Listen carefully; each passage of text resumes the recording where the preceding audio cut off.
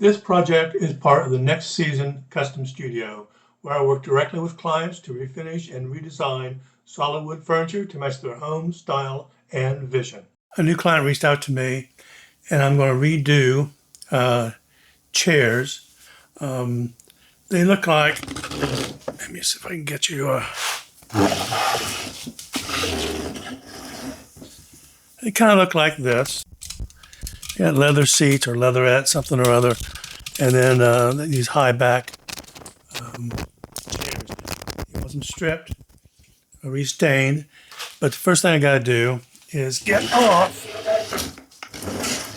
all these backs in the seats so I don't get stuff on them. So they've got these wooden plugs that are covering up screws, and they are really hard to get out.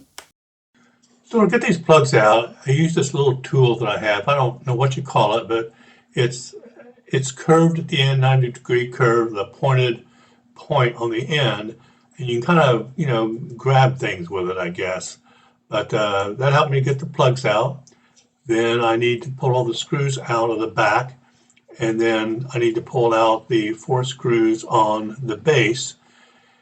And I thought the base would just pop right off, but they had some kind of glue or something that also held it on, so I had to pry it off. Now when I went to take off the backs, I finally figured out that there was a screw at the very bottom. It was in different places on different backs, but that also had to be removed. And once that was removed, the backs just popped right off.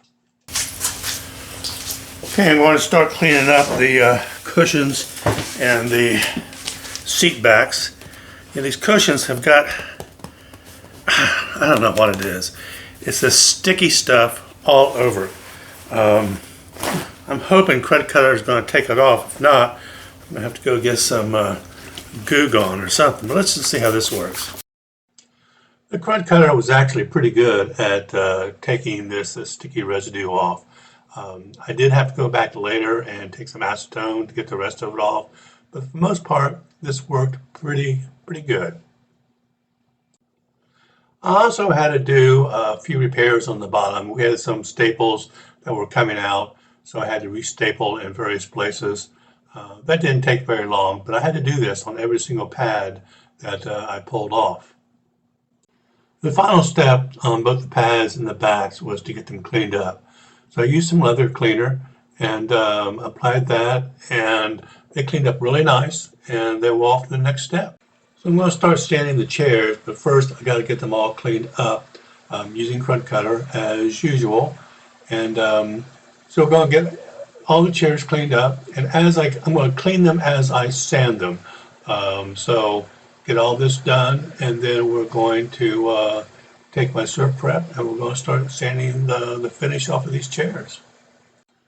So I'm going to start off using my Surfprep in a 120 sanding sheet. The finish is coming off pretty easily, actually. But chairs are tedious, especially chairs like this. There's curved places, and the legs in the front are a little ornate, so I'm going to have to deal with that. The Surfprep can't get in. Also, the Surfprep can't get into all the corners completely, so I'm going to have to deal with those. And chairs are just kind of awkward for me to sand. Quite frankly, I find them to be a bit of a pain. But we're going to get all this sanded down, and then once I've got it sanded down as best I can with the Surfprep, then I'm going to have to deal with the details where the Surfprep can't hit. Okay, so I've got this chair sanded down with my Surfprep about as much as I can go, and so now I'm going to go in with acetone and try to get some of these corners out, and then I'll get the Dremel and we will get the rest of it out. So I'm using acetone and a 2-grade piece of steel wool, a steel wool pad, and the acetone is taking this off really nice. It's a thin finish that was on this. The acetone is working great. There may be a few places I may have to hand sand, but overall the acetone is taking this finish off these corners where I couldn't get with the Surfprep.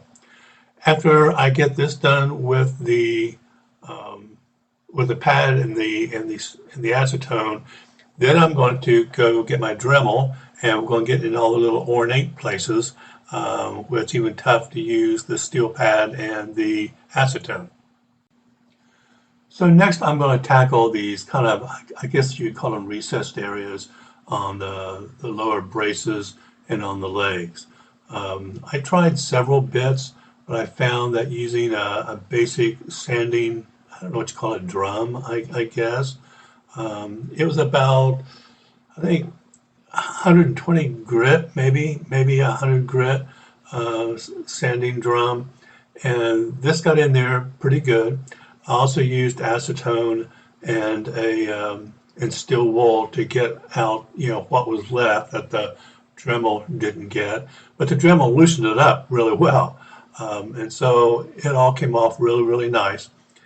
And then I also had to do basically the same operation on the legs. And again, I tried several bits to get into the recessed area, but the little sanding drum, I guess, was the best choice I found to get into here. And again, I would go back over it with acetone and get what was left over. But this is pretty tedious. And I've got 8 of these chairs to do this to. So, like I said, it's taken a few hours to get all this done. And then once I get all this recessed area done, then I have to go over the ornate areas on the front legs to try to get all that finish out of there. Also using various bits of my Dremel. Using the Dremel was really a lifesaver and time saver in trying to get all the stain of these little recessed and ornate areas of these chairs. I used several bits, some sanding, I even used some grinding bits to get into the really small areas, but this would have taken me a whole lot longer if I had had to do all this by hand. It's even hard to get in there with acetone to get a lot of this off. So, if you don't have a Dremel, I would suggest investing in one. It's one of the best tools that I have. On the front of the base of the chair and on the front of the back of the chair, there are these carved out decorative areas. And what I found to get the stain out of this was to use basically some small brush bits and some grinding bits, and that worked great on getting the stain out of here. So I used several. I couldn't really use a sanding drum because it was too big, but a combination of the grinding and the little brush bits just worked great. Okay, I finally got all 8 chairs sanded. This chair has arms on it. The other, and 2 of them had that. The other 6 just didn't have arms. So it took me, for the chairs that did not have these arms, it took me about 4 hours per chair. This one was probably between 4.5. So all total, let's see, I had 6 times 4 is 24. We just call this 10. So about 34 hours of sanding. Now, before I start staining, I'm going to go back over it with a 180 to 220 pad, because I used 120 to get all the finish off. So I'm going to go back over it and at least places I can hit, and then I'm going to I'm going to rub it down with mineral spirits, let that dry, and then I'm going to stain. So we're going to go ahead and let's start sanding down this chair with the 220 pad. So I'm using a 10 millimeter 180 to 220 sanding pad on the Surfprep, which is real good at working with curved and rounded edges, and it really works out really well. So I'm going to be sanding each of these chairs. just to smooth them out a little bit. Like I said, I used 120 to get the initial stain off. And then once I have all the chairs done, and then we're going to wipe them down with mineral spirits and in preparation for the gel stain, which is recommended if you're going to use gel stain, is to wipe down your wood with mineral spirits. And then we will do this again, on 8 chairs. So for the gel stain, I'm using General Finishes. I've used other gel stains before. I've used Vevor and General Finishes, and I think another one, but I can't remember the name of it. But all in all, I like General Finishes the best. This is in the color of Colonial Maple. I'm using a foam brush, just a disposable brush, to just get it on, and then I wipe it back with a cloth. And you know, it just takes a while to do all this. Like everything else on these chairs, it takes a while to get this paint on because I don't really have any large flat surfaces to work with. And I apologize, my filmmaking of painting these chairs, I got in the way a lot of the camera, and so my filming of this is not very good, so I do apologize. But you know, just I wipe on, wipe off basically I used paper towels this time to wipe it off. That seemed to work pretty good for the gel stain. And I just do sections at a time, and I do this. You know, I kind of had a strategy of how to paint these because you know, you can't back yourself in a corner and don't have anywhere to hold the chair to paint it all. So I kind of did the bottom first, then I ended up leaning the chair back and doing the top of the chair. And then when that was done, and I could set the chair back down, I did the middle part. That way I didn't have to, I had something to hold on to, you know, when I did, you know, most of the chair. So again, do this for every single chair. And unfortunately, I did not get my video of staining the chairs did not come out, and so I don't have any video of actually staining the chairs. But you know, there's nothing you know, exciting here.